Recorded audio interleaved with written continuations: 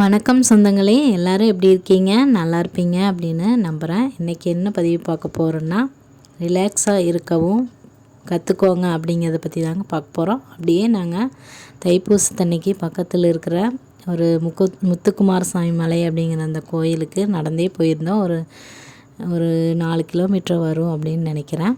நடந்தே போயிட்டு சாமி கும்பிட்டு நடந்தே திரும்பி வந்தோங்க. ரொம்ப ஒரு ஹாப்பியாக இருந்தது.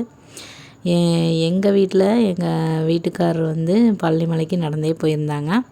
நானும் நடந்து போகணும்னு ஆசைப்பட்டேன். ஆனால் என்னால் போக முடியல, பாப்பா இருக்கிறதுனால. அதனால் பக்கத்தில் எங்கள் வீட்டு பக்கத்தில் இருக்கிற அக்காங்கள்லாம் போயிருந்தாங்க. இங்கே பக்கத்தில் கோயிலுக்கு போகலாம் அப்படின்னாங்க. அதனால் அங்கே போயிருந்தோம்.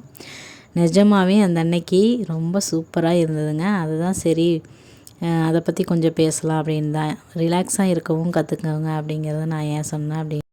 ஒரு சிலரை பார்த்திங்கன்னா எல்லா வேலையும் இழுத்து போட்டு அவங்களே செஞ்சிட்ருப்பாங்க, கொஞ்சம் கூட ரிலாக்ஸே இல்லாமல்.